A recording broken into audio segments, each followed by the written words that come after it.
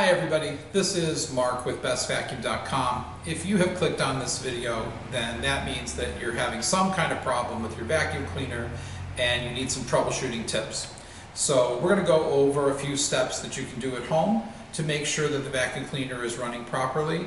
If you're having any problems with it, it'll be probably one of these four things that we're going to talk about. And the first thing is the vacuum cleaner turning on?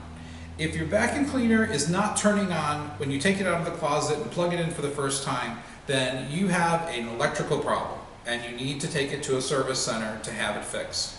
If your vacuum cleaner turns on and you're using it and then you have a problem because it shuts off, that's a different thing. That's probably a thermal sensor inside the vacuum.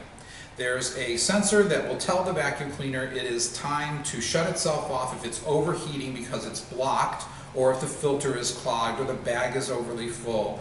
If that happens, then you need to wait for 3 hours.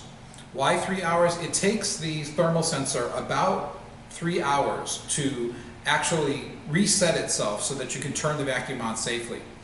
If that happens, if you wait for a few hours and you turn it back on, the vacuum turns back on, then stop immediately. Turn the vacuum cleaner off immediately. You have a clog somewhere in the vacuum that's blocking the airflow, and you need to unblock the vacuum before you start using it again. Otherwise, the thermal sensor is going to kick on again, and you're going to have to wait another 3 hours. So if that happens, see the video that we have made about how to unclog your Miele upright or canister vacuum cleaner. The other thing that it could be is that the filter or the bag is not properly installed, and because of that, you might have a gap in the housing that is losing all of the suction for you. So I'm going to show you what that looks like. For instance, in here, if this bag was not properly installed, let's say that it was out like that, and this was not closed all the way, you can see there's a gap in here.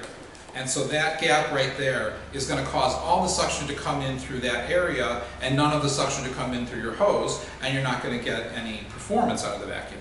The other thing that we've seen sometimes for people is the HEPA filter.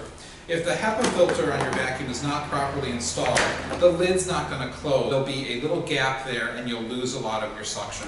So make sure that your HEPA filter is positioned properly all the way down and in the vacuum, and make sure that you change it about once a year, every 2 years, depends on how much you vacuum. A third problem that might happen on a vacuum cleaner is the common phrase, it's spitting out, is what we hear from people. That it's not actually sucking in, that it's spitting out. What that typically describes is that the vacuum cleaner is blocked in the head. When the vacuum's blocked in the power head portion, the material will build up and it will start spitting out as the brush rotates. If that's the case, it's very easy. You just need to unclog the brush. And when you unclog the brush, everything will be fine. Alright, so the last issue that we see is possibly the brush not rotating. If all of a sudden your vacuum cleaner is not performing like it used to, it's not picking up quite as well as it did before, it could be that the brush has stopped rotating. The brush rotating is a very important part of how well the vacuum cleaner performs. So you want to check this out. On the model that we're looking at, this has an automatic protection for the belt that will stop the brush from turning if it gets jammed. I'm going to show you what that looks like right now. And the brush runs into something that it shouldn't. The vacuum will sense that there's a problem and it will turn the brush off completely. Here's what you need to do to fix that problem. The first thing that we're going to do is turn off the vacuum and unplug the vacuum cleaner. It's really important that you unplug the vacuum cleaner before you start to work on the brush. It really can damage your hands or cause an injury if the brush somehow turns on while you're working on it. So do make sure that the vacuum cleaner is unplugged and off. So once the vacuum is off, the next step that you're going to do is turn this brush over and check for the obstruction or what got caught in it.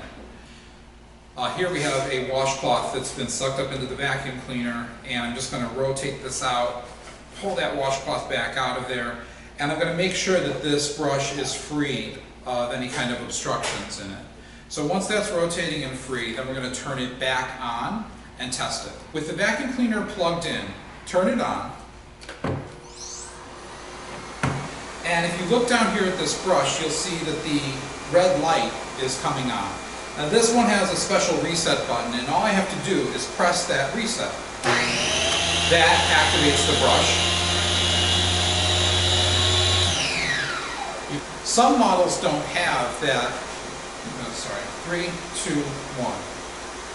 Some models don't have the button that actually pushes to reset the brush, but instead they have a switch here at the top. That switch needs to be flipped back and forth a couple of times, and it will reactivate the brush and allow it to turn back on. So if you're still having problems with your vacuum and it's not performing like it should, then it's time to call in a professional.